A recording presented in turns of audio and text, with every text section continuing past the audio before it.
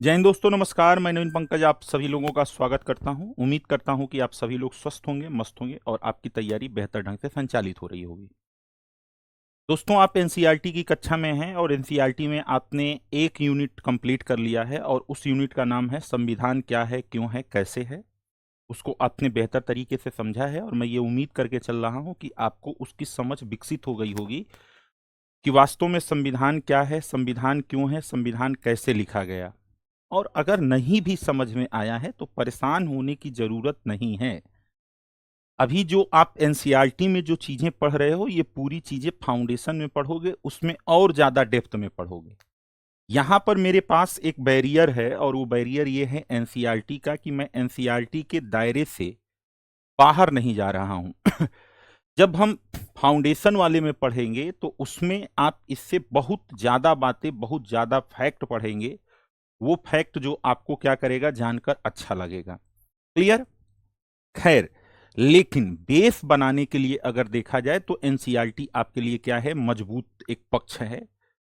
आज इसी सिलसिले में हम आपसे दूसरे बिंदु पर चर्चा करने वाले हैं एनसीईआरटी का। ध्यान दीजिएगा, ये दूसरा बिंदु जो होगा, इसमें अगर आप देखोगे तो क्लास जो आप पढ़ेंगे, क्लास 11th कि एनसीईआरटी है जिसमें पॉलिटी के सिद्धांत हैं, जिसका टाइटल क्या है, राजनीतिक सिद्धांत। इसी का चैप्टर है एक, आपने पढ़ा होगा तो देखा होगा, चैप्टर है 11th। क्या है? 11, सॉरी 6। चैप्टर 6 है जिसमें किसकी बात की गई है? जिसमें बात की गई है आपके नागरिकता की। किसकी? सिटीजनशिप की बात की गई है। तो आज हम आपसे चर्चा करने वाले हैं सिटीजनशिप पर। सिटीजनशिप अर्थात इसे हम क्या बोलते हैं? नागरिकता बोलते हैं। क्या बोलते हैं? नागरिकता, सिटीजनशिप। अब नागरिकता थोड़ा सा एनसीईआरटी में जो दिया है वो आपके काम की चीज नहीं है। कमेंट इसको। वो आपके काम की चीज ज्यादातर नहीं है उस चैप्टर में, या पूरी जो आपका दिया गया है। क्योंकि आपके सिलेबस में जो नागरिकता पूछता है वो आपके भारतीय संविधान के भाग 2 अनुच्छेद 5 से लेकर 11 तक और भारतीय नागरिकता अधिनियम 1955 पर पूछता है। लेकिन चूंकि मैं आपको एनसीईआरटी पढ़ा रहा हूं तो इसलिए मैंने ये देखा कि नागरिकता के बारे में एनसीईआरटी क्या कहती है ये भी आपको समझ होनी चाहिए। तो मैं पहले ही आपको बता दूं, एट फर्स्ट क्लास के पहले ही मैं आपको सूचित कर दूं कि एनसीईआरटी में जो नागरिकता का चैप्टर दिया गया है, that is not important for your competitive examination, for your civil services examination, because that is theory. वो क्या है? वो सिद्धांत है, पॉलिटिकल थियरी है। और political theory is not part of your syllabus. जो राजनीतिक सिद्धांत हैं वो आपके पाठ्यक्रम के हिस्सा नहीं है। लेकिन फिर भी इस एक क्लास में जो उसका कंसेप्ट, जो सिद्धांत दिया गया है, उस सिद्धांत को मैं आपके सामने बताने का प्रयास करूंगा। और प्लीज आप तन्मयता से उसे समझने का प्रयास कीजिएगा। इसमें नोट करने के लिए बहुत चीजें आपके पास नहीं है और कोई बहुत कंक्रीट चीज या सॉलिड मटेरियल आपको नहीं मिलेगा जो आपकी परीक्षा के लिए एग्जाम्पल हो। एक आपका अप्रोच डेवलप होगा कि अगर हम नागरिकता को देख रहे हैं तो वास्तव में नागरिकता क्या है। तो अब आप पूछो कि सर इसका लाभ क्या होगा? इसका लाभ ये होगा कि when we discuss about part second of Indian constitution, citizenship from article 5 to article 11 and also discuss Indian citizenship act 1955, then उस समय जब मैं नागरिकता की बात करूंगा तो आप नागरिकता के बारे में परिचित रहोगे। आपको यह पता रहेगा कि नागरिकता है क्या, नागरिकता किसे कहते हैं। आज मैं आपसे प्रश्न पूछूं, आप में से तमाम साथी हैं जो प्रीलिम्स दे चुके हैं, कई लोग मेंस भी दे चुके हैं। मैं आपसे पूछूं कि भाई नागरिकता किसे कहते हैं, तो इसका जवाब आप क्या देंगे? इसका जवाब आप क्या देंगे? ओके। तो आप जो है इधर उधर की बातें करेंगे, लेकिन आइए एनसीईआरटी के लिहाज से हम ये समझने का प्रयास करते हैं कि एनसीईआरटी में नागरिकता क्या बताई गई है, कैसे बताई गई है चीज अच्छी, ये आपको जानना चाहिए। ओके, चलिए तो अब यहां पर मैं आपका कमेंट जो है क्या करूंगा, आपका कमेंट जो है अब ऑफ करूंगा, मतलब मैं कमेंट नहीं लूंगा। बीच बीच में पूछता रहूंगा कि आपको समझ में आया या नहीं आया। आप वहां पर यस और नो में जवाब दीजिएगा। बाकी क्लास के अंत में जो आपकी चिंताएं होंगी उनको हम क्या करेंगे उनको हम लोग वो कर लेंगे। इस चीज को आपको ध्यान में रखना है। क्लियर? आइए अब इसको समझते हैं कि यहां पर क्या कहा गया। यहां पर यह कहा गया नागरिकता का मतलब एनसीईआरटी स्पष्ट तौर पर यह कहती है, इस चीज को ध्यान दीजिएगा, कि किसी, बात समझ रहे हो, किसी राजनीतिक समुदाय, राजनीतिक समुदाय, बात समझ रहे हो, किसी राजनीतिक समुदाय की पूर्ण व समान सदस्यता को, पूर्ण व समान सदस्यता को, सदस्यता को नागरिकता कहते हैं, नागरिकता कहते हैं, नागरिकता कहते हैं। यही आपकी क्या कर रही है, यही आपकी एनसीईआरटी कह रही है। यहां पर जो आप शब्द देख रहे हैं, जो यहां पर लिखा गया है राजनीतिक समुदाय, इस राजनीतिक समुदाय का मतलब होता है पॉलिटिकल कम्युनिटी। क्या होता है? Political community. ठीक। और उसके बाद यहां पर आपको इस पे क्या करना है, इस बात पे जरूर जो है कि वो देना है पूर्ण व समान जो है सदस्यता, पूर्ण व सामान्य सदस्यता। अब इसमें आप देखोगे तो आपके सामने दिक्कत आएगी। Complete and equal membership of any political community called citizenship, या citizenship is a full and complete membership of political community. अब इसमें आप देखोगे कि राजनीतिक समुदाय का मतलब यहां पर क्या है। राजनीतिक समुदाय का अर्थ आने का मतलब आपके दिमाग में आ रहा होगा, राजनीतिक समुदाय का मतलब कोई राजनीतिक दल है क्या? नहीं। राजनीतिक समुदाय का मतलब अगर आज के डेट में देखें, जिस बात की बात हो रही है, तो यहां पर इस चीज को आपको समझना होगा। अब मैं यहां पर अपने मेथड का प्रयोग करूंगा ताकि आप इस चीज को क्या कर पाए, इस चीज को आप समझ पाए बेहतर तरीके से। कि जैसे सपोज करिए कि ये आपका क्या है, यह आपका एक राज्य है। क्या है? ये आपका राज्य हो गया। इसको आप बोल सकते हो कि ये आपकी पॉलिटिकल जो है कि वो हो गया, समुदाय हो गया। दूसरी चीज अगर नीचे देखा जाए तो नीचे आपके क्या मिलेंगे, नीचे आपके नागरिकों के अलग अलग वर्ग मिलेंगे। क्या मिलेगा?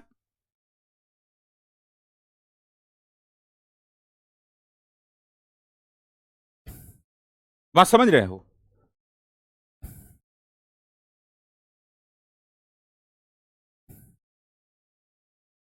अब इस चीज को मैं अगर इस ग्राफ को बना लूंगा तो मुझे आपको समझाने में थोड़ी सी क्या होगी, सहूलियत होगी। अब इस चीज को समझिए, ये क्या है। ये एक प्रकार का जो इस चीज को आप देख रहे हो, ये वास्तव में स्टेट है। क्या है? स्टेट। स्टेट यानी कि राज्य। और ये आप देखोगे तो ये क्या है, ये जो आप देख रहे हो ये सब जो है व्यक्ति हैं। क्या है? ये सब क्या है? आपके व्यक्ति हैं। व्यक्ति अर्थात आप इसे इंडिविजुअल कह सकते हो या आप पर्सन कह सकते हो। ये आपके व्यक्ति या पर्सन है। नागरिकता क्या करती है? एक राज्य हुआ और ये तमाम प्रकार के क्या हुए, व्यक्ति हुए। बात समझ रहे हैं? तो यहां पर नागरिकता क्या करती है कि इनको, इन व्यक्तियों को क्या करती है, अगर आप देखोगे तो इनमें दो प्रकार का, दो तरफा जो है कि वो होता है, संबंध होता है। ये क्या करते हैं, ये लोग जो हैं ये अपनी संप्रभुता क्या करते हैं, यह अपनी संप्रभुता राज्य को सौंपते हैं। संप्रभुता राज्य को सौंपने का मतलब हुआ कि जो राज्य का कानून होगा उस कानून को मानेंगे, उसके नियमों को मानेंगे। जो राज्य का स्टेट सिंबल होगा, जो राजकीय चिन्ह होगा, उसका आदर करेंगे। और बदले में राज्य इनको क्या देता है? बदले में राज्य इनको कुछ अधिकार देता है। क्या देता है? अधिकार देता है, राइट्स देता है। और ये दोनों जो एग्रीमेंट हो रहा है, इस दोनों एग्रीमेंट को बोलते हैं नागरिकता। ये जो एग्रीमेंट हो रहा है या जो अनुबंध हो रहा है, इसी अनुबंध को बोलते हैं नागरिकता। तो सामान्य भाषा में मैं आपको बताऊं कि नागरिकता क्या है, तो नागरिकता वास्तव में राज्य और नागरिकों यानी लोगों के बीच, बात समझ रहे हो, होने वाला एक प्रकार का अनुबंध होता है जिसमें व्यक्ति यह स्वीकार करता है कि हम आपके राष्ट्र की संप्रभुता को स्वीकार करते हैं, और बदले में राज्य उसको क्या करता है? बदले में राज्य इसे अपना नागरिक मान लेता है कि भाई तुम भारत के नागरिक हो। मान लो ये भारत राज्य है और हम भारत के नागरिक नहीं हैं, हम भारत में कहीं से आ गए हैं। अब भारत में आ गए हैं तो भारत की सरकार हमको नागरिकता नहीं दे रही है। हमने कहा कि हुजूर हमको भारत की नागरिकता दे दीजिए, तो भारत सरकार ने हमसे कहा कि हम आपको भारत की नागरिकता दे देंगे, लेकिन आपको हमारी संप्रभुता को स्वीकार करना होगा।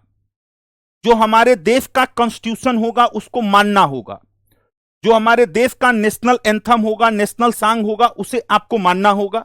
हमने कहा हुजूर ले लीजिए, यानी मैंने अपनी संप्रभुता इनको दे दी, तो बदले में इन्होंने हमको कह दिया कि अब आज से तुम भारत के नागरिक हो, तुमको हम नागरिकता दे दिए, तुम भारत के नागरिक बन गए, और इसके साथ तुमको ये राइट मिल गया। तो मोटे तौर पर अगर आपको नागरिकता को समझना है तो नागरिकता एक तरीके से, ये जो राजनीतिक समुदाय की बात की है, राजनीतिक समुदाय वास्तव में क्या है? राजनीतिक समुदाय वास्तव में यही आपकी क्या है? स्टेट या राज्य को राजनीतिक समुदाय कहा जाता है। और दूसरी चीज, इस राज्य की जो सदस्यता मिल जाए, जैसे भारत संघ राज्य की सदस्यता मिल जाए तो आप भारत के क्या हो गए? नागरिक हो गए। तो इसकी पूर्ण और सामान्य सदस्यता मिल जाए, इसी पर आप क्या होते हैं? नागरिक हो जाते हैं।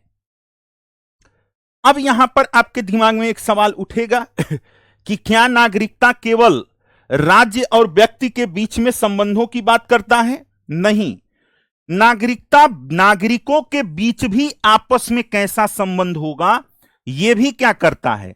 डिफाइन करता है। क्या करता है? अर्थात जैसे मान लो ये क्या हो गए, यहां पर दिखाया जाए, ये मान लो ए हैं, ये बी हैं, ये सी हैं, ये डी हैं, ये ई हैं। ये सभी क्या हैं? ये सभी भारत के नागरिक हैं। बस समझ रहे हो? ये सभी क्या हैं? भारत के नागरिक हैं। तो सभी भारत के जो नागरिक हैं, नागरिकता इनके यानी इनके और इनके बीच में जो क्या है? संबंध है, इनकी व्याख्या करेगी। और फिर इनके बीच आपस में क्या संबंध है? तो एक आप देखोगे कि वर्टिकल, राज्य और व्यक्ति के बीच में, राज्य और नागरिक के बीच में, और दूसरा देखोगे कि नागरिकों के बीच में, जैसे हम भी भारत के नागरिक हैं और आप भी भारत के नागरिक हैं, तो हमारे और आपके रिलेशन कैसे होंगे, इसको भी नागरिकता क्या करती है? परिभाषित करती है। इसे भी नागरिकता क्या करती है? परिभाषित करती है। इस चीज को आपको क्या करना है? इस चीज को आपको ध्यान में रखना है।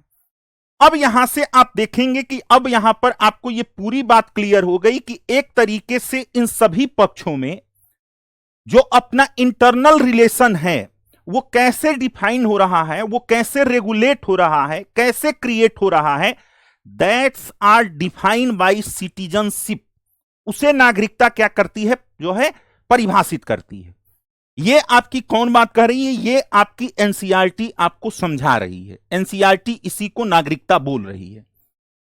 अब यहीं पर एनसीईआरटी आगे लिखती है कि अगर आपको नागरिक मान लिया गया, मैं समझ रहे हैं, अगर आपको नागरिक मान लिया गया तो नागरिकों को देश की सांस्कृतिक, ध्यान दीजिएगा एनसीईआरटी क्या लिखती है, तो जिसे नागरिक मान लिया गया उन नागरिकों को देश की सांस्कृतिक, कल्चरल, सांस्कृतिक, बात समझ रहे हैं, और सांस्कृतिक के साथ साथ आप देखोगे सांस्कृतिक और कल्चरल एंड नेचुरल, प्राकृतिक, नेचुरल जो आपके क्या है? रिसोर्सेज हैं, बात समझ रहे हैं, प्राकृतिक संसाधनों का, प्राकृतिक संसाधनों का उत्तराधिकारी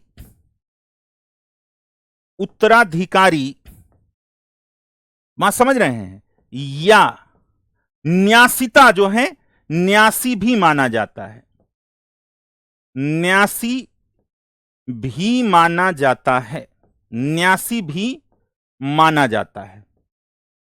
ये आपका कौन कह रहे हैं भाई साहब? मैंने आपको स्पष्ट तौर पर बताया कि ये पूरी बात जो कह रही है ये आपकी एनसीईआरटी कह रही है, कि एनसीईआरटी ने बताया कि भैया नागरिकता का मतलब क्या है। तो नागरिकता का मतलब आपने एक संबंध देखा, और दूसरी चीज मैंने यहां पर आपके सामने स्पष्ट कर दिया कि नागरिकता को ये और क्या कह रही है। तो नागरिकता को इसने स्पष्ट तौर पे क्लियर कर दिया कि नागरिकता क्या है, देश के सांस्कृतिक और जो प्राकृतिक क्या है, संसाधन है, रिसोर्सेज ऑफ नेचुरल एंड जो है नेचुरल एंड कल्चरल रिसोर्सेज के आप ट्रस्टी हो जाएंगे, और फिर आप क्या करेंगे, उसके उत्तराधिकारी भी माने जाएंगे। न्यासी का मतलब निवासी से होगा? नहीं, न्यासी एक दूसरा शब्द होता है, उसको ट्रस्टी बोलते हैं। न्यासी का मतलब निवासी नहीं है, निवासी को रेजिडेंट कहते हैं, और न्यासी का मतलब एक तरीके से देख रेख करने वाला होता है। महात्मा गांधी ने न्यासिता का सिद्धांत दिया था। तो न्यासी का अर्थ यहां पर यह है कि जो भारत की, जैसे मान लीजिए आप भारत के जो है क्या हो गए, भारत के नागरिक हो गए, तो भारत की जो सांस्कृतिक धरोहर है, जैसे मान लीजिए हम लोग कहते हैं गंगा जमुनी संस्कृति, भारत में ये कहा जाता है हिंदू मुस्लिम सिख ईसाई आपस में सब भाई भाई। तो ये हमारी संस्कृति है, ये हमारी कल्चरल आइडेंटिटी है। अब इस कल्चरल आइडेंटिटी को हमको संभाल कर रखना है। जैसे मैंने आपको जो है कि आप हमारे पास आए, कहे कि सर हमको कुछ पैसा दे दीजिए, हमने आपको 1000 रुपया दे दिया, और हमने आपसे कहा कि इस 1000 रुपए के मालिक तुम नहीं हो, ये मैं तुमको धरोहर दे रहा हूं, अपने पास इसको रखना। तो धरोहर रखने का मतलब आपको मैंने न्यासी बनाया, मतलब वो पैसा आपका नहीं है, आपको सिर्फ उस पैसे की देख रेख करनी है। आप उसके मालिक नहीं हैं, आप उसके केयर टेकर हैं। तो न्यासी जो होते हैं, न्यासी निवासी नहीं है, न्यासी मतलब स्वामी नहीं है, न्यासी का मतलब होता है देखभाल करने वाला, केयर टेकर। जैसे मान लीजिए आप कहीं पे रहते होंगे, आप घर छोड़ के कहीं जा रहे होंगे किसी शादी विवाह में, तो गांव के किसी लोग को नहीं लोग बोल देते हैं कि ऐसी बात है आज हम सभी लोग जा रहे हैं, आज हमारा घर आप अगोर दीजिएगा, घर हमारा देख लीजिएगा।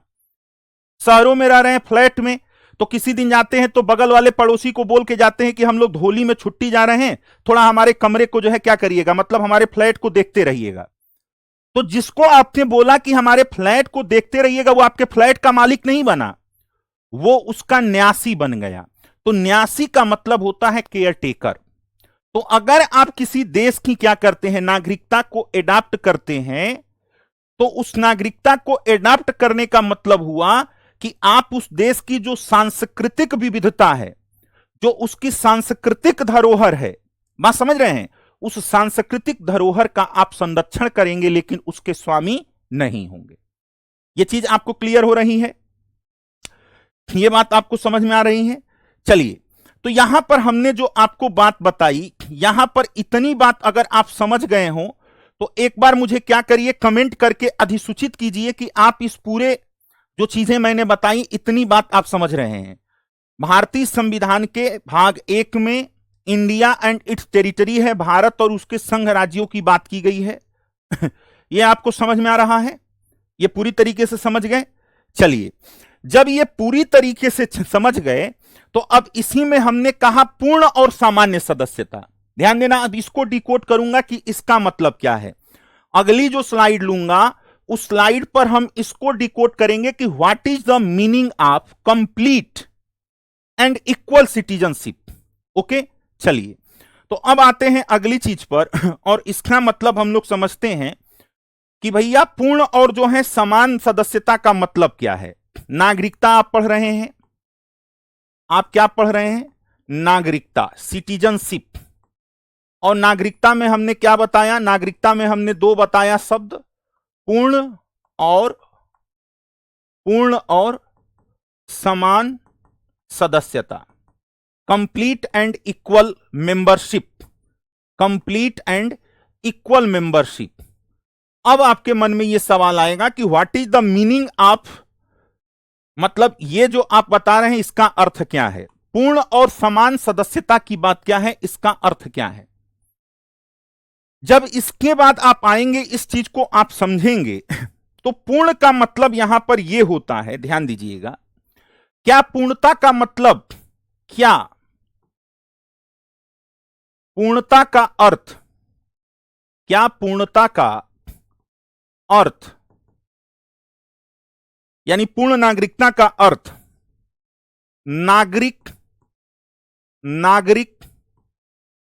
देश में, नागरिक देश में जहां भी चाहें, जहां भी चाहें मतलब जहां आपका मन करे, जहां भी चाहें रहें, बात समझ रहे हो, जहां भी चाहें रहें, या नागरिकों को जहां भी चाहें रहने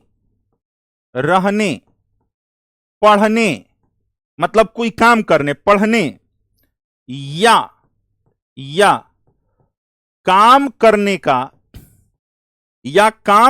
का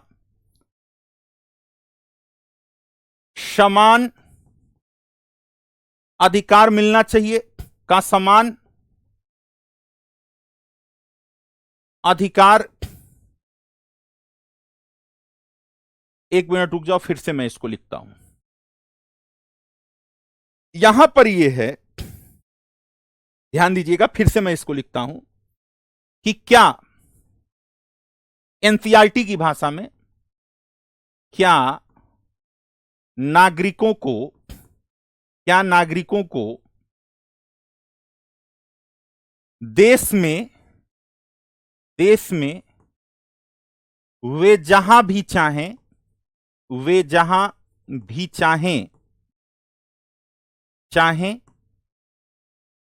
रहने,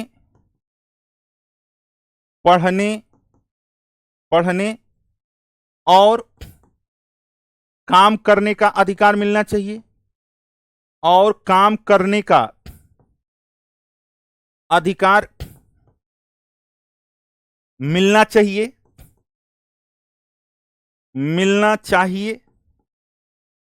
अब इस प्रश्न का उत्तर आपको बताना है, बताइए।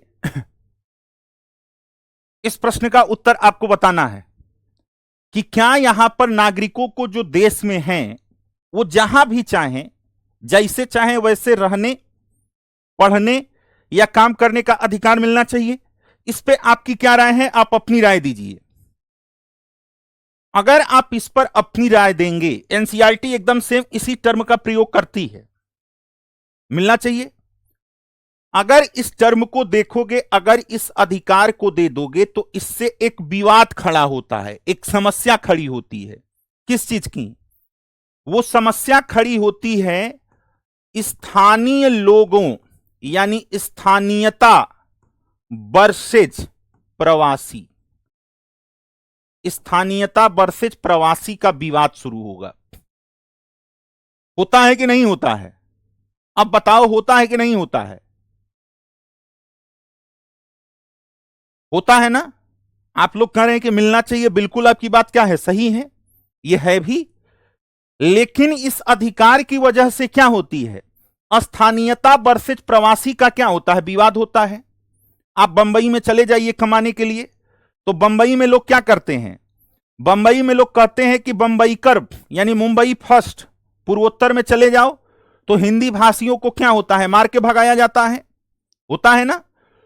तो अगर हम सभी को क्या करेंगे, हर जगह रहने, बसने, पढ़ने का अगर हम ये बात दे देंगे, तो इससे क्या होगा, इससे जो है स्थानीयता वर्सेज प्रवासी का क्या होता है, विवाद आता है। अब जैसे मान लो हम लोग नोएडा में हैं, अब नोएडा में हैं, यहां पर काम कर रहे हैं, और यहां पर पता चला दक्षिण भारत से आकर सब लोग काम करने लगे, तो हमारे संसाधनों पर हम देखेंगे कि रिसोर्सेज हमारा है, प्रदेश हमारा है।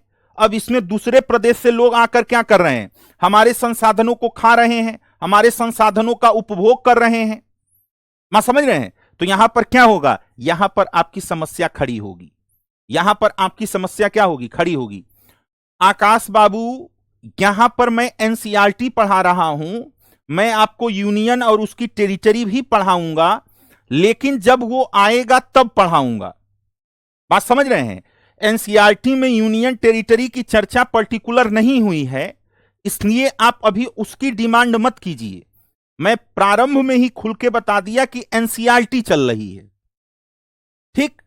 अब इस चीज को देखोगे तो इससे क्या होगा कि अब यहां पर क्या होगा, स्थानीयता वर्से जो है प्रवासी का क्या होगा, विवाद होगा। इसका क्या होगा, विवाद होगा। अब विवाद का समाधान कैसे निकलना चाहिए, इसका समाधान कैसे निकलना चाहिए, तो इसका समाधान निकालने के लिए यहां पर ध्यान दीजिएगा, दो बातें कही गई कि इसका समाधान या तो न्यायपालिका निकाले, क्या करे, या तो न्यायपालिका निकाले या फिर आपसी चर्चा से निकले, आपसी विमर्श से। यह आपकी एनसीईआरटी कहती है कि अगर कहीं पे यहीं जो है, यहीं कहीं पे अगर आपको कहीं पे कोई विवाद होता है तो इस विवाद में अगर आप देखेंगे तो समाधान का मतलब क्या होता है, समाधान न्यायपालिका या फिर आपकी कार्यपालिका निकाले। तो ये आपका आदर्श स्थिति होनी चाहिए। क्या है यह, क्या है आपकी आदर्श स्थिति है, क्या है आदर्श स्थिति है, लेकिन व्यवहार में ऐसा कम होता है, इस चीज को आपको ध्यान में रखना है। तो इसके बाद दूसरी बात यहां पर यह कहती है, आपकी एनसीईआरटी यह कहती है, ध्यान दीजिएगा, कि अमीरों और गरीबों को, ध्यान देना, अमीरों व गरीबों को, अमीरों व गरीबों को या अमीरों व गरीब नागरिकों को, अमीरों व गरीब नागरिकों को, नागरिकों को, बात समझ रहे हैं, कुछ बुनियादी अधिकार, कुछ बुनियादी अधिकार और सुविधाएं, बुनियादी अधिकार और सुविधाएं भी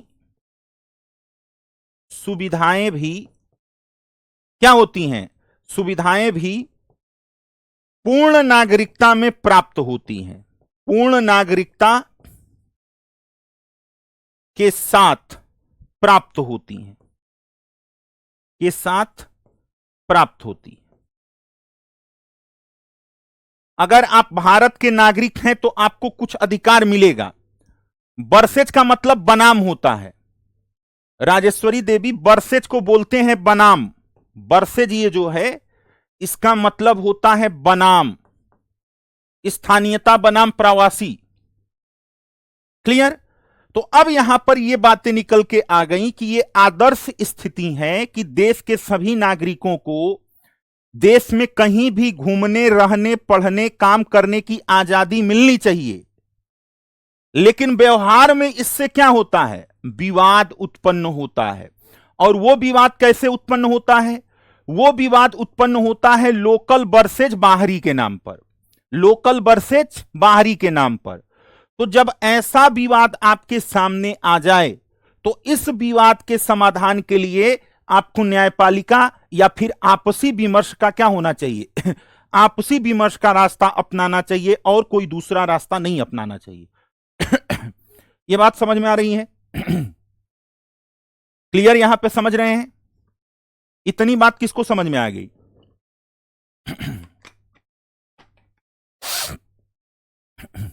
इतनी बात आपको समझ में आ गई?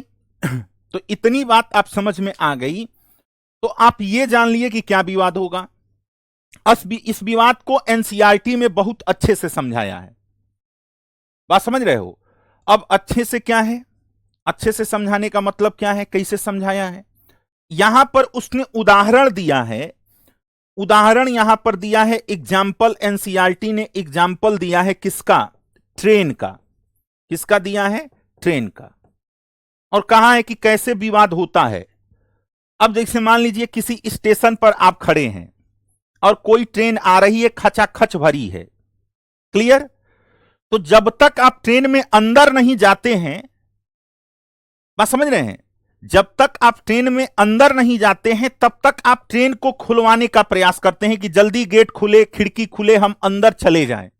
यह होता है जब आप स्टेशन पर खड़े हैं, ट्रेन आ रही है, ट्रेन खचाखच भरी है, तो आपका पूरा जोर रहता है कि जल्दी से क्या हो, गेट खुले और मैं अंदर क्या हो जाऊं, चला जाऊं। एक बार जब आप ट्रेन के अंदर चले जाते हैं और देखते हैं कि भीड़ बहुत अधिक है, तो फिर आप क्या करते हैं, ट्रेन का गेट बंद कर देते हैं कि फिर कोई बाहर ही ना आ पाए। एक ही व्यक्ति है, ध्यान देना, एक ही व्यक्ति है, जब उसको चढ़ने की बारी थी, ट्रेन में जब उसके चढ़ने की बारी थी, तो वो ये प्रयास कर रहा था कि जल्दी ट्रेन क्या हो, खुले और हम अंदर चले जाएं।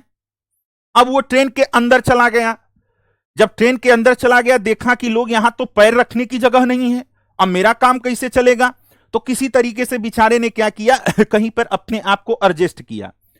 अब एडजस्ट करने के बाद वो क्या कहता है, वो कहता है जल्दी गेट बंद कर दो, अगले स्टेशन पर कोई बाहर ही अंदर ना आने पाए।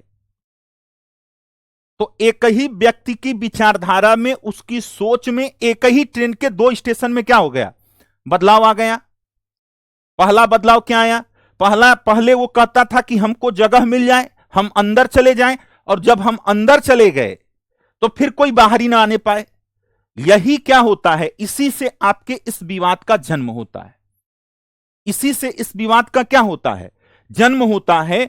तो जहां पर जो लोग स्थानीय होते हैं, उनको यह लगता है कि कोई बाहरी आएगा तो जो उनके संसाधन हैं, जो उनके रिसोर्सेज हैं, उस रिसोर्सेज पे वो अपना नियंत्रण कर लेगा, इसलिए कोई बाहरी ना आए। और यहीं से यह विवाद क्या होता है, उत्पन्न होता है, जिसका कारण क्या है, यह नागरिकता है कि नागरिकों को, कोई देश का नागरिक है तो वो कहीं पर भी जाके क्या कर सकता है, रह सकता है, निवास कर सकता है, काम कर सकता है। अब आप समझ गए होंगे कि पूर्ण नागरिकता का यहां पर क्या मतलब है। दूसरी बात यहां पर यह चीज हो गया कि नागरिकों को समान अधिकार, एक शब्द यहां पर क्या आया, इक्वल राइट, बात समझ रहे हो, equal right to citizen, equal right to citizen, अर्थात नागरिकों को समान अधिकार, नागरिकों को समान अधिकार। अब इसका मतलब क्या है, नागरिकों को समान अधिकार जो मिला, इसका मतलब क्या है, इसका अर्थ क्या है। यहां पर एनसीईआरटी कहती है, ध्यान दीजिएगा, कि नागरिकों को समान अर्थ, समान अधिकार, नागरिकों को समान अधिकार का अर्थ यह नहीं होता, अधिकार का अर्थ यह नहीं होता, यह नहीं होता कि, यह नहीं होता कि सभी लोगों पर, कि सभी लोगों पर, सभी लोगों पर क्या हो जाए, समान नीति लागू कर दी जाए, समान नीति लागू कर दिया जाए, बल्कि, बल्कि, बात समझ रहे हैं, बल्कि विभिन्न समूहों के, बल्कि विभिन्न समूहों के,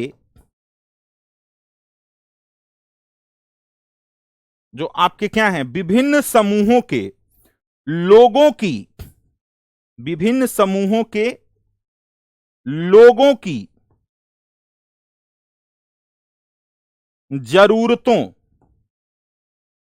लोगों की जरूरतों, बात समझ रहे हो, के अनुसार, के अनुसार नीति बने, नीति बने, ताकि मैं समझ रहे हो, ताकि अधिक बराबरी लाई जा सके।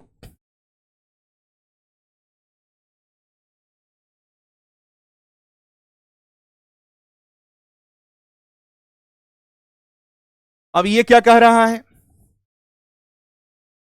यहां पर, ये बात क्या कह रही है, इस बात को समझो।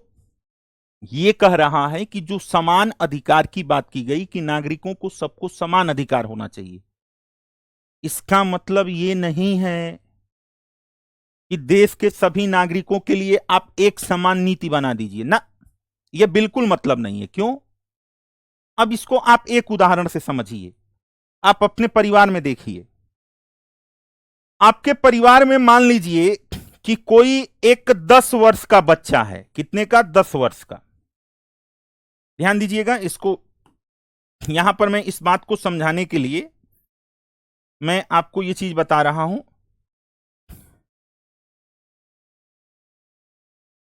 ये आप मान लीजिए आपकी फैमिली मेंबर हैं, ये लोग क्या हैं? सपोज कीजिए कि ये आपके क्या है? फैमिली मेंबर हैं। समझ रहे हैं? ये फैमिली मेंबर हैं। अब इसमें देखोगे कि यहां पर ये जो हो गया, मैं समझ रहे हो, ये बालक जो है इसकी एज 6 वर्ष है। कितनी है? 6 वर्ष। ये आपके कितने के हो गए? 35 वर्ष। ये आपकी दादी जी हैं जिनकी उम्र कितनी हो गई? 70 वर्ष। और ये मान लीजिए आप हैं।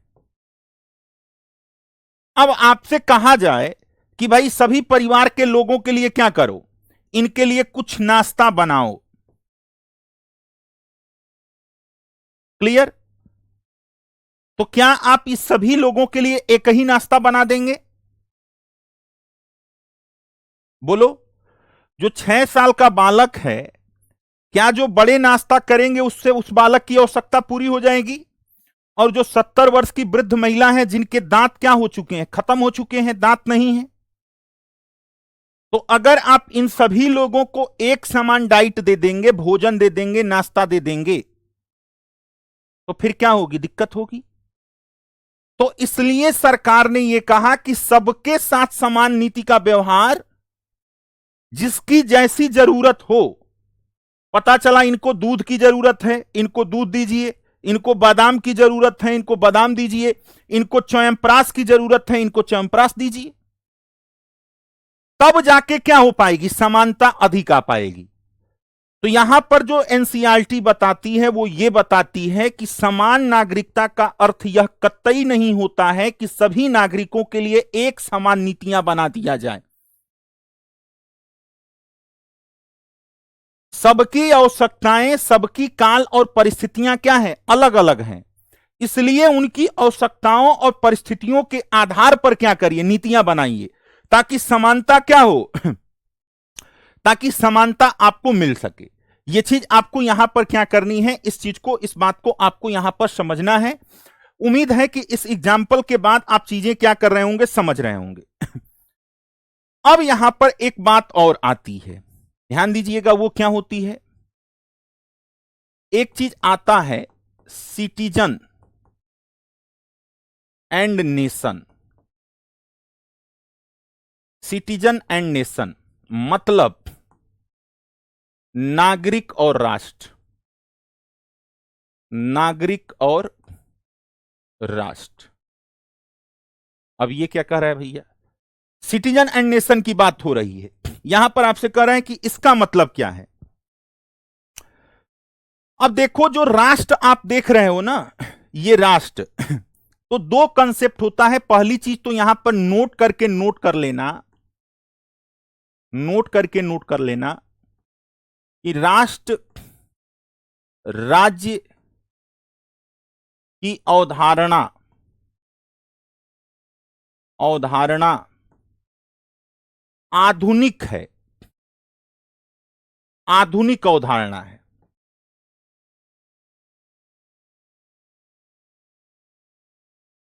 आधुनिक अवधारणा है। अब इस आधुनिक अवधारणा का मतलब, पहले जो कंसेप्ट होता था, पहले क्या कंसेप्ट होता था? पहले केवल राज्य होता था। क्या होता था? इस चीज को ध्यान देना। पहले क्या होता था? सिर्फ राज्य होता था। और राज्य किसकी बात करता था? राज्य जो बात करता था, एक निश्चित भूभाग होना चाहिए। राज्य के ये क्या होते हैं? अंग होते हैं। एक निश्चित भूभाग, एक निश्चित जनसंख्या, एक निश्चित जनसंख्या, एक चुनी हुई सरकार और आपकी संप्रभुता। ये आप देखोगे तो ये राज्य की परंपरागत अवधारणा है।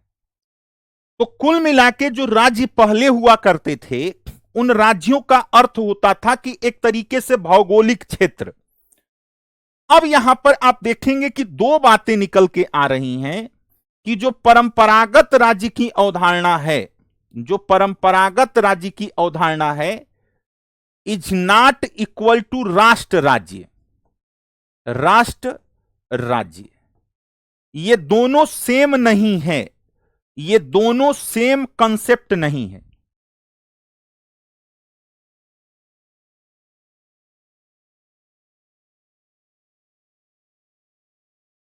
ये दोनों सेम नहीं है। अब इसमें कहोगे कि क्या सेम नहीं है? सेम ये नहीं है कि ये जो राज्य था ये केवल किसकी बात करता था? ये केवल राज्य क्षेत्र की बात करता था। राज्य क्षेत्र। अब उस राज्य क्षेत्र में जो निवास करने वाले लोग हैं, पूरा अगर आप देखोगे कि निश्चित भूभाग हो गया, इस निश्चित भूभाग में जो लोग हो गए वो हमारे हो गए। लेकिन जब दुनिया आगे बढ़ी और दुनिया का विकास हुआ तो यह कहा गया कि भैया ये जो राष्ट्र राज्य है, इस राष्ट्र राज्य में कई चीजें हैं। एक तो आपका राज्य क्षेत्र है, ये है क्या है? राज्य क्षेत्र है, ये है। राज्य क्षेत्र के साथ साथ आपका साझा इतिहास है। साझा इतिहास मतलब जो आपका अतीत है। और फिर आपकी साझी क्या है? साझी संस्कृति है। क्या है?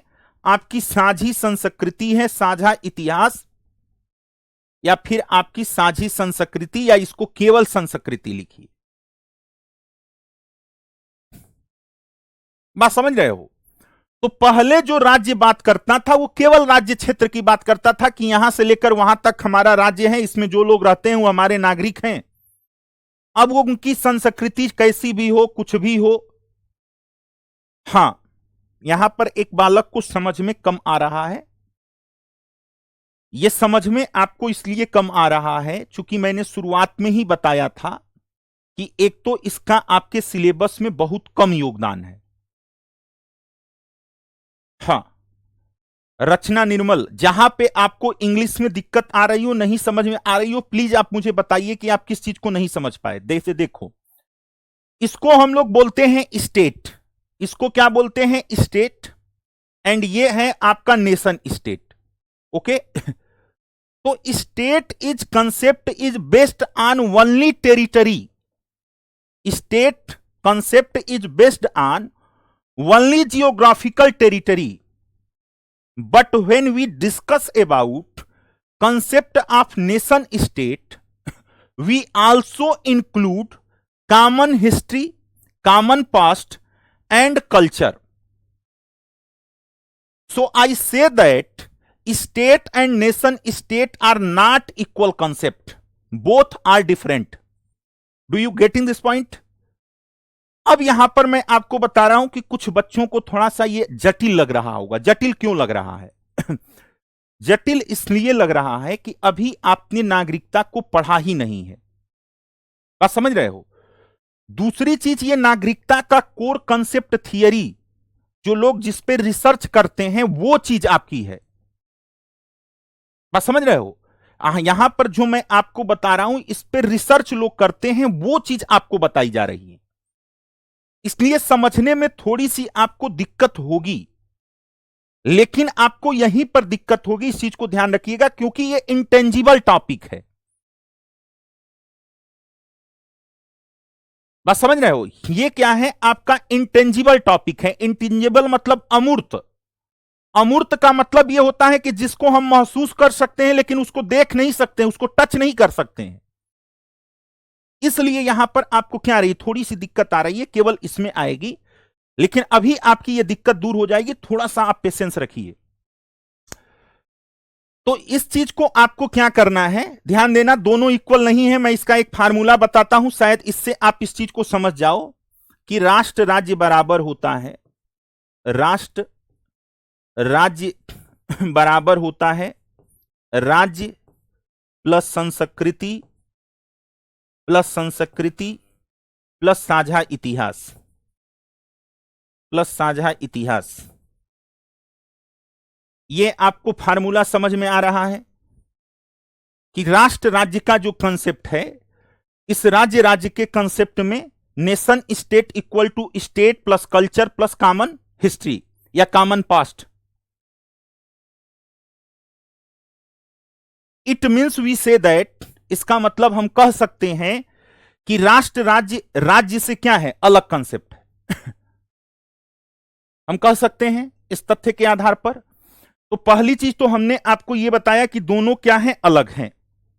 इस चीज को आपको ध्यान में रखना है। अगर नहीं समझ में आ रहा है तो अपने दिमाग में अभी के लिए बस इतना बैठा लो कि राज्य एक अलग चीज है और राष्ट्र एक अलग चीज है। बस इतना बैठा लो, राष्ट्र दूसरी चीज है, राज्य दूसरी चीज है।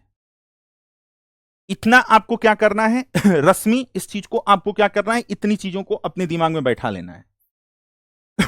अब यहां से हम आते हैं कि जैसे आप कहोगे कि भाई क्या चीजें हैं यहां पर जो आपने बताया, अब मैं आपको यहां पर लेके आ रहा हूं इंडियन कॉन्स्टिट्यूशन पे, भारतीय संविधान, कॉन्स्टिट्यूशन ऑफ इंडिया।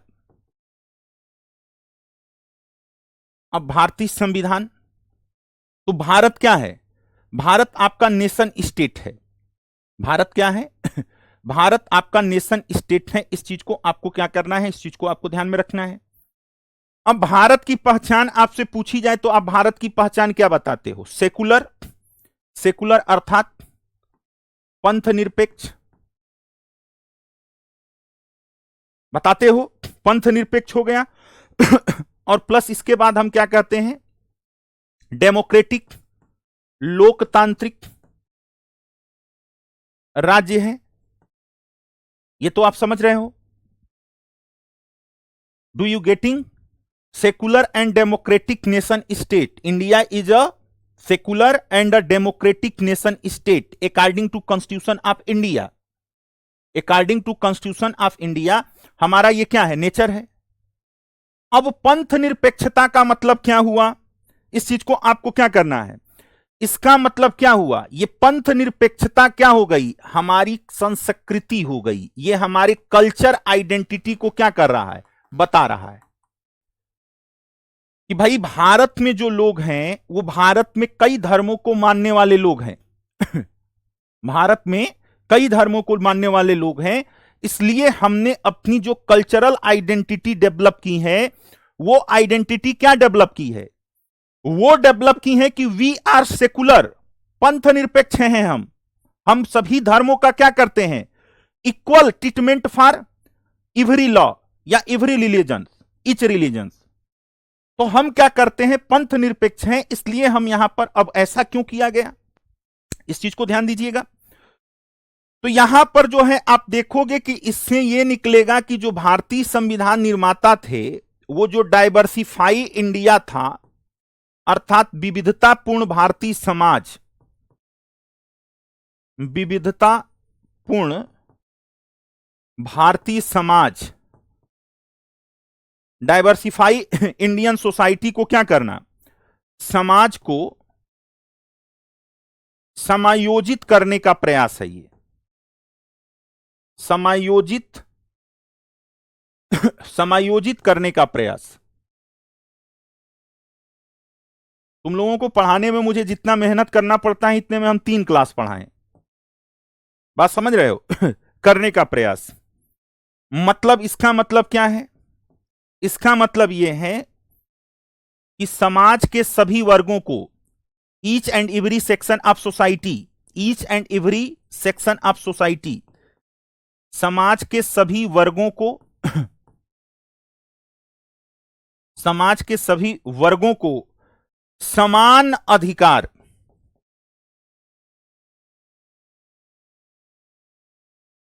मिलेगा। ये बात समझ में आ रही है?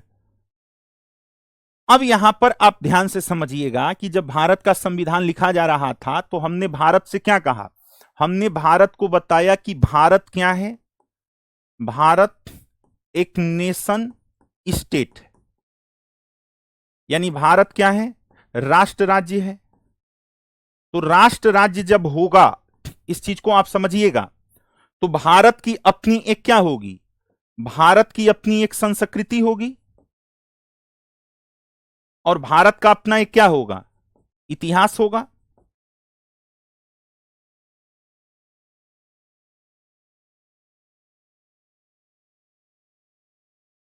नहीं, आपको कम समझ नहीं आता है, मेरी बात को आप अन्यथा न लें। आपको कम समझ नहीं आता है चूंकि अभी आप शुरुआत में हैं और नए नए आपने एडमिशन लिया है, तो आपके मन में इस बात की उत्सुकता रहती है कि हम एक ही क्लास में सब कुछ समझ जाएं, और वो होता नहीं है। आज मैं आपको ये पढ़ा रहा हूं तो ये पढ़ाने के लिए मैं 15 वर्षों से पढ़ रहा हूं। तो जो चीज मैंने 15 वर्षों में सीखा है पढ़ पढ़ा के, बात समझ रहे हैं, उसको आप ये सोचते हो कि हम एक ही क्लास में सीख लें। ये पॉसिबल है? ये तो संभव नहीं है। ये संभव नहीं है क्योंकि हमने एक लंबा क्या किया, इसको पढ़ा है, पढ़ाया है, इसकी परीक्षा दी है, इस पर पीएचडी किया है। समझ रहे हो? तो जितनी चीजों को हम इतने समय में समझे, उसको तुम ये चाहते हो कि मार्ट साहब क्लास में आए और ऐसे एक ठो क्या करें, चूरन दे दें, हम उसको फांक ले और पूरा हमारा क्या हो, तैयार हो जाए। तो उसमें क्या होती है, उसमें दिक्कत आती है। इसमें आपकी समस्या नहीं है, ये हमारे साथ हमेशा जब भी हम लोग नए बैच में जाते हैं ये चीजें आती हैं। तो इसके लिए आपको परेशान नहीं होना है, आप धीरे धीरे समझ जाएंगे, बस थोड़ा सा पेशेंस रखिए। तो अभी हमने आपको बताया कि राष्ट्र राज्य का मतलब क्या होगा। राष्ट्र राज्य का मतलब होगा कि उसकी एक संस्कृति होगी और उसका अपना एक इतिहास होगा।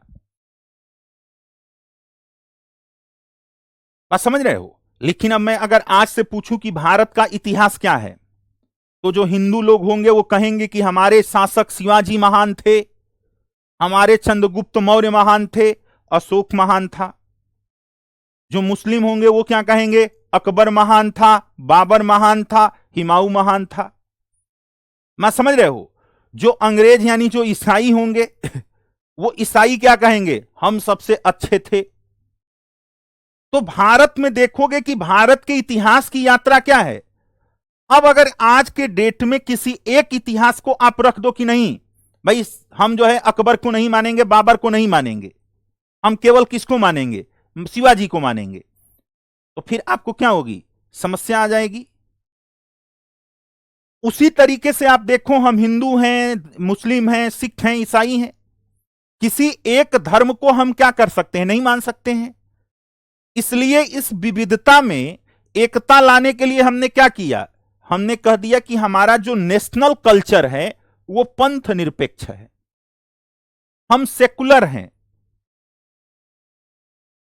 हम क्या हैं, वी आर सेकुलर। आपके जो पर्सनल रिलीजन है आप उसको अपने पर्सनल प्रैक्टिस में क्या कीजिए, उसका यूज कीजिए।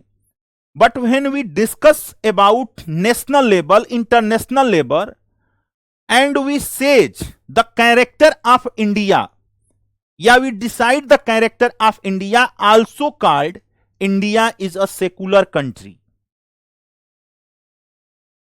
मैं समझ रहे हैं? तो इससे क्या निकला, इससे यह निकला कि हमारे पास जो विविधता वाला समाज था उसको हमने क्या किया, समाज के सभी वर्गों को समान अधिकार देने के लिए, समान ट्रीट करने के लिए, बात समझ रहे हो, हमने ये कह दिया कि भाई हमारा पंथ निरपेक्ष होगा, लोकतांत्रिक होगा। मतलब जिसको जो मन करे वो कहे, जैसे ये क्लास है। तो अब आपको ये बात यहां पर समझ में आ रही है। तो भारत ने क्या किया, भारत में जो नागरिकता है वो नागरिकों को जो हम संस्कृति देते हैं वो संस्कृति उनके ऊपर थोपते नहीं है। हम कहते हैं कि तुम पंथ निरपेक्ष हो और तुम क्या हो, लोकतांत्रिक राज्य है। ओके। अब यहां से भाई साहब आपकी बात किसकी आती है, यहां से आपकी बात आती है किसकी, भारतीय संविधान की। और यहीं पर आके आपकी एनसीईआरटी खत्म हो जाती है। जो आपके काम की चीज है उसकी चर्चा नहीं करती है।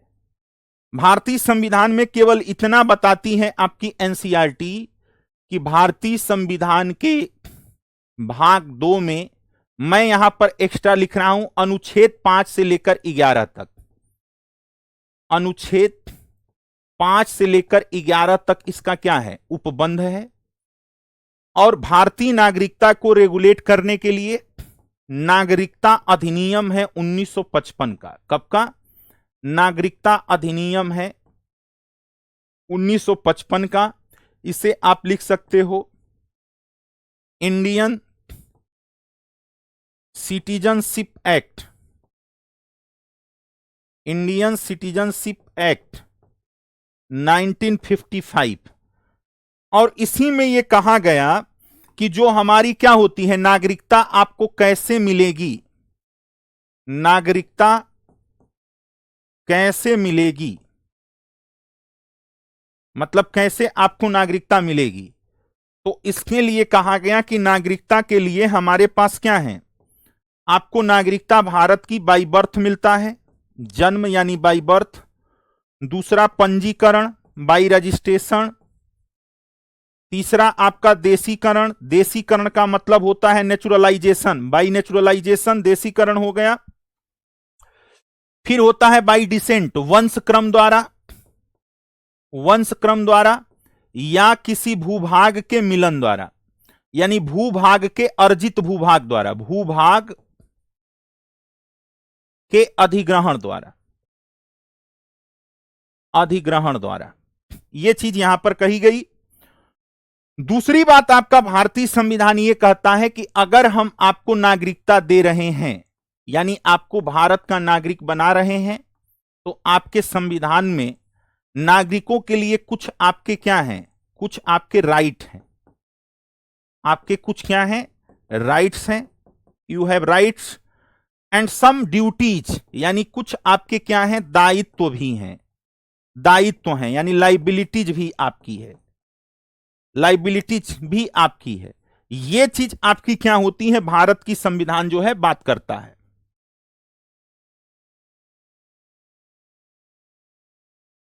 क्लियर, मेरी बात समझ में आ रही है, यह चीज आप समझ पा रहे हैं। तो भारतीय संविधान जब हम लोग पढ़ेंगे तो वहां पर हमारी कहानी यहीं से शुरू होगी। जब हम भारतीय संविधान के भाग 2 पर आएंगे, when we discuss about part 2 of constitution of India, बात समझ रहे हो, वी डिस्कस अबाउट अनुच्छेद 5, अनुच्छेद article 5, article 6, 11th, and how can you achieve या how can you gain the citizenship of India, तो उसके क्या मेथड हैं और उसका क्या प्रोसेस है। अब यह चीज आपको याद है, बात समझ रहे हो, यह चीज आपने पहले पढ़ा है, ठीक। लेकिन जो दूसरी बात है, जो अभी हम नागरिकता का कंसेप्ट पढ़ा रहे थे, यह कंसेप्ट आपने नहीं पढ़ा है, चूंकि यह एनसीईआरटी में है, और इसलिए आपको इसको समझने में थोड़ी सी क्या हो रही थी, दिक्कत हो रही थी। लेकिन अभी हम संविधान पर आएंगे तो वो आपको क्या होगा, समझ में आएगा। तो ये चीज आपको यहां पर क्या करनी है, इस बात को ध्यान में रखना है। तो ये आपका क्या था, नागरिकता वाला बात था। अब नागरिकता के बाद जो आपका एनसीईआरटी जो आपके संविधान के लिए क्या है, देखो पूरी एनसीईआरटी मैं आपको नहीं पढ़ा रहा हूं, 9 से लेकर 12 तक की एनसीईआरटी को मैं खंगाल रहा हूं। उसमें से जो चैप्टर आपके सिलेबस के लिए महत्वपूर्ण है, उसी चैप्टर की चर्चा हो रही है।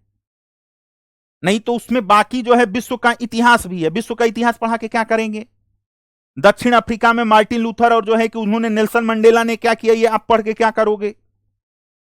तो जो आपके काम की चीज है उसी चीज को इसमें दिया जा रहा है, और ये आपके बिल्कुल सिलेबस से जोड़ के चला जा रहा है। कल एक बालक ने टेलीग्राम चैनल में क्या किया था, प्रश्न पूछा था। उसका प्रश्न आपका भी प्रश्न हो सकता है कि सर आर्टिकल, मैंने वहां पर कमेंट में लिखा था कि ये क्लास में इस पे चर्चा करेंगे, आर्टिकल और सेक्शन में अंतर क्या है। अब वो शायद बालक आज नहीं है, अनुच्छेद और धारा में अंतर क्या है? यह बालक ने पूछा था, एक सवाल पूछा था। बात समझ रहे हो? तो जो सवाल बालक ने पूछा था उस सवाल का जवाब यह है कि आर्टिकल जो होती है ये संविधान के क्या होते हैं? संविधान के उपबंध संख्या को या उपबंधों को, उपबंध क्रम को, संविधान के उपबंधों के क्रम को अनुच्छेद कहा जाता है। अनुच्छेद कहते हैं। जैसे अनुच्छेद 1, अनुच्छेद 2, अनुच्छेद 3, अनुच्छेद 4। बात समझ रहे हो? और उसी तरीके से आप सेक्शन देखोगे, ये किस में होता है? यह आप भारतीय न्याय संहिता में पढ़ोगे, बीएनएस। बात समझ रहे हो? जिसको आप आईपीसी कहते थे। तो बीएनएस हो गया, आईपीसी हो गया, प्रॉपर्टी एक्ट हो गया, ये चीजें जो होती हैं। तो संविधान को छोड़कर जितने भी आपके कानून हैं उसमें धाराएं होती हैं, और जो संविधान होता है उसमें अनुच्छेद होता है। दोनों क्रम का ही क्या करते हैं? क्रम का ही वर्णन करते हैं। लेकिन जब हम संविधान पढ़ेंगे तो उस क्रम को अनुच्छेद कहेंगे, और जब कानून पढ़ेंगे, इंडियन पैनल कोड पढ़ेंगे, भारतीय न्याय संहिता पढ़ेंगे, प्रोसीजर कोड पढ़ेंगे, या जो है आपका नेशनल ग्रीन ट्रिब्यूनल एक्ट पढ़ेंगे, या आपका पर्यावरण संरक्षण अधिनियम पढ़ेंगे, जो भी आप अधिनियम कानून पढ़ेंगे उसमें आप इसे धारा कहेंगे। Do you getting this point? मतलब चीज एक ही है। बात समझ रहे हो? चीज क्या है? एक ही है। अब उसको अगर तुम क्या करोगे, अगर संविधान में पढ़ोगे तो अनुच्छेद कहोगे, और फिर अगर उसको अन्य चीज में पढ़ोगे तो उसको धारा कहोगे। क्लियर? यही आपका, इसके अलावा कोई अंतर नहीं है। एक बालक ने प्रश्न पूछा कि सर पीआईओ, ओसीआई और एनआरआई बता दीजिए। देखो इसमें जो है एनआरआई मतलब होता है गैर प्रवासी भारतीय, नॉन रेजिडेंट इंडियन, गैर प्रवासी भारतीय। पीआईओ मतलब होता है पर्सन ऑफ इंडियन ओरिजिन, भारतीय उद्भव का व्यक्ति, भारतीय उद्भव का व्यक्ति। और एक आपका ओसीआई होता है ओवरसीज सिटीजन ऑफ इंडियन, समुद्र पारीय भारतीय नागरिक।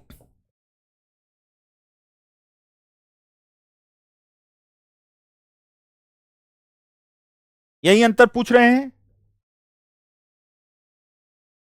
ध्यान दीजिएगा। अब ये जो आप पूछ रहे हैं, आपका जो जवाब है, देखो एनआरआई का मतलब क्या होता है? एनआरआई का मतलब होता है कि कोई ऐसा व्यक्ति जो भारत का नागरिक है, any person who is a citizen of India but live abroad, जो है लिव एब्रॉड। बात समझ रहे हैं? तो जैसे मान लीजिए आप भी एनआरआई हो सकते हैं अगर आप एक वर्ष में भारत में 120 दिनों से कम दिनों के लिए रहते हैं। हाँ बिल्कुल, ये मैं पढ़ाऊंगा रितेश, ये सब मैं पढ़ाऊंगा, लेकिन एक बालक ने पूछ दिया तो उसका जवाब दे दे रहा हूं। तो एक जो पुराना फार्मूला था, पहले 182 दिनों का फार्मूला था, बाद में इसको चेंज किया गया, 120-22 दिन पर लाया गया। तो टोटल कहने का मतलब यह है कि अगर आप एक वर्ष में 120 दिन या उससे कम दिनों के लिए भारत में रहते हैं और शेष समय विदेशों में बिताते हैं, तो आप भारत के नागरिक होंगे। लेकिन आपको माना जाएगा क्या? पहले यह था 186 नहीं, 182 था आनंद मानव तिवारी, इसीलिए मैंने इसको क्या किया है, 182 ये था। अब ये जो है कि 2021-22 के बजट में इसको 120 दिन कर दिया गया था। मैंने आपको ये दोनों चीजें क्लियर कर दी, क्योंकि पुरानी किताबों में यही मिलता है। तो पुरानी किताबों में आप पढ़ोगे तो फिर हमसे कहोगे कि सर आप इतना बताए हैं, वहां पर इतना है, तो उसमें गलती हमारी नहीं है, तुम्हारी भी नहीं है। हमने आपको बताया कि पहले यह था, फिर उसमें संशोधन हुआ। क्लियर? आयकर अधिनियम के तहत यह संशोधन किया गया था। और कुछ जानना चाहते हो? ठीक, तो कई जगह गूगल पर भी करोगे तो तुमको यही मिलेगा, 182 कहीं 186 मिलेगा। लेकिन आयकर अधिनियम के अंतर्गत इसको संशोधित कर दिया गया है। तो उनको एनआरआई कहते हैं। मतलब एनआरआई का मतलब हुआ कि जो भारत के नागरिक हैं लेकिन भारत में निवास उनका कम हो रहा है। हाँ, इसको मैं पॉलिटी में पढ़ाऊंगा, एक एक चीज पढ़ाऊंगा, आप निश्चिंत रहिए। ये सब चीजें आपको पॉलिटी पढ़ने में बहुत मजा आने वाला है। अब ये जो आप पर्सन ऑफ इंडियन ओरिजिन देख रहे हो, भारतीय उद्भव का व्यक्ति, इसका मतलब ये होता है कि जो आपका 1935 का भारत था, मैं समझ रहे हो, जो 1935 का भारत था, उस भारत में अगर आपके बाबा दादी, मामा मामी, नाना नानी, जिसको शब्द बोला जाता है पितामह पितामही, पितामह पितामही, माता पिता, माता पिता, मातामह मातामह, मातामही, मैं समझ रहे हो। और तो जो है, अगर इसमें से कोई भी 1935 के भारत में पैदा हुआ हो और आप भारत के नागरिक नहीं हैं, आप मान लीजिए कनाडा में हैं, लेकिन आपके नाना नानी 1935 के भारत में थे, मैं समझ रहे हो, आपके नाना नानी क्या थे, 1935 के भारत में थे, तो फिर क्या होगा, आपको ओसीआई बोला जाएगा। आपका जन्म विदेश में हुआ, आप विदेश के नागरिक हैं, लेकिन आपके नाना नानी, आपके बाबा दादी या आपके माता पिता कभी 1935 में के भारत के नागरिक थे, तो आपको बोला जाएगा कि आप ओसीआई हैं। बात समझ रहे हैं? आप पीआईओ हैं। क्या है? पीआईओ हैं। और ओसीआई का मतलब क्या होता है? ओसीआई का मतलब होता है कि जैसे मान लीजिए आज हम भारत के नागरिक हैं, कल हम भारत की नागरिकता को छोड़ के अमेरिका की नागरिकता ले लें। हम आज भारत के नागरिक हैं, लेकिन हमने भारत की नागरिकता का त्याग कर दिया और हमने अमेरिका की नागरिकता ले ली, तो हमको बोला जाएगा ओसीआई, जो अपने जीवन काल में कभी भारत का नागरिक था लेकिन बाद में उसने भारत की नागरिकता छोड़ दी, ओवरसीज सिटीजन ऑफ इंडियन। अब यहां पर मैं आपको आगे जब पढ़ाऊंगा, जब आप पढ़ेंगे संविधान वाले में, तो वहां पर आपको पूरी चीजें डिस्क्राइब करूंगा कि क्या है, कैसे है। जो आपके दिन वाले विवाद हैं, आनंद जो है, माधव, ये सब कुछ आपका क्या होगा, तैयार होगा। यहां पर अब मुझे क्या कीजिए, इजाजत दीजिए। मिलेंगे पुनः अब कुछ नए चैप्टर के साथ, जो आपका राइट का चैप्टर होगा। तब तक के लिए धन्यवाद। Thank you all of you.